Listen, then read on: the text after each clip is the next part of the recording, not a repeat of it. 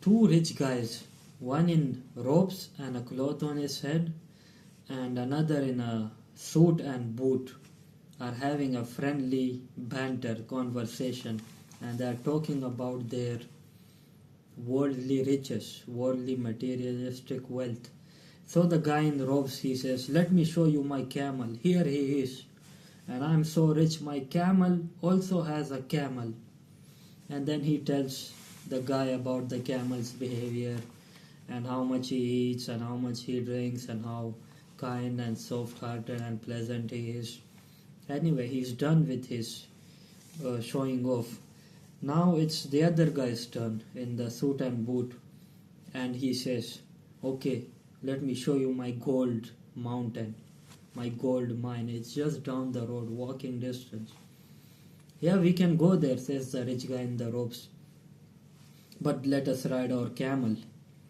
It will be much fun, you will see that." The guy says, "Okay." So he sits on his own camel, and the guy in the suit and boot, he sits on the camel's camel, and they journey towards the gold mine. In the middle of the journey, the camels get tired and thirsty. Luckily, there's a vase of water over there, out of nowhere, but water enough only for one camel to drink. So the rich guy in robe says, "Well, obviously we should give it to my camel, because there is standing and status and rankings and whatnot. You would see, even if my camel could speak, even he would say that, 'Give it to me, not to my camel. He does not deserve it.'"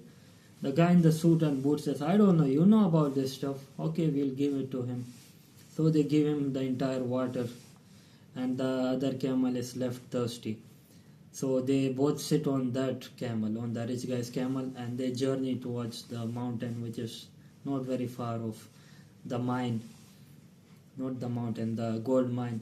And once they are there, the guy in the suit and boot begins about how much economic activity will be available to him at the end of the month when he extracts 2 to 3,000 kgs of gold from that mine. And he says, "I would be able to buy 500 of camels that you have at the end of this month."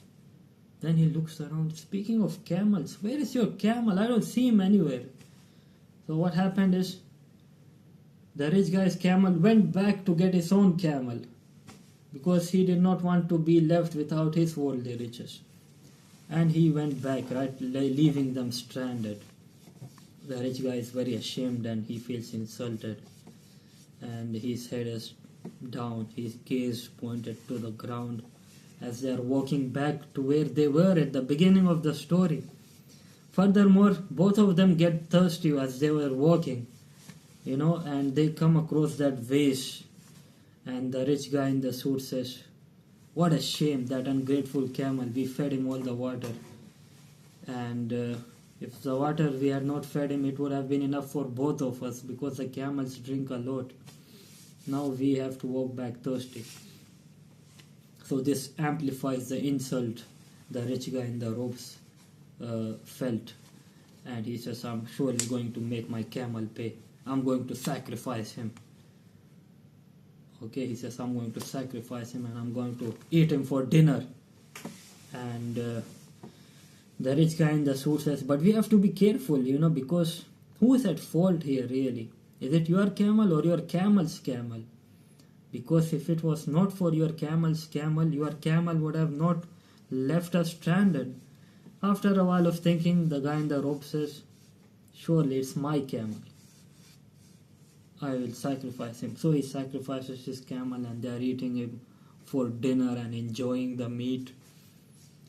And the guy in the suit says, "Hey, now you are without a camel." The guy in the robe says, "No worries, my camel's camel is mine now. He's mine. I own him now."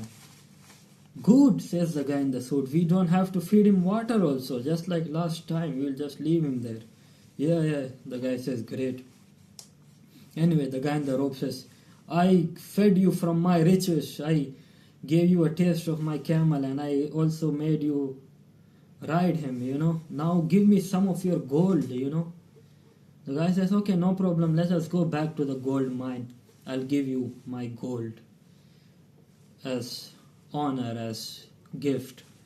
So they sit on the camel's camel, which is now the rich guy in the rope's camel, and they are walking, journeying towards the cave. In the middle of the journey, the camel gets tired again, and the vase is again there, and luckily it's filled. It has regenerated water somehow. So they're like, we don't have to give him the drink, let us drink it this time. So they both go down, and the vase is enough. The water inside the vase is enough for both of them. So they drink the water, and they do not suffice the thirst of the camel, and the camel is not moving from its place. It is angry, it is disappointed, whatever. It's not moving, it's without energy. So they decide, no problem, it's just 5 minutes away, the rest of the journey we'll walk. So they walk, and they reach the gold mine, and the guy gives him a few kgs of gold, 10 kgs, and they carry it back.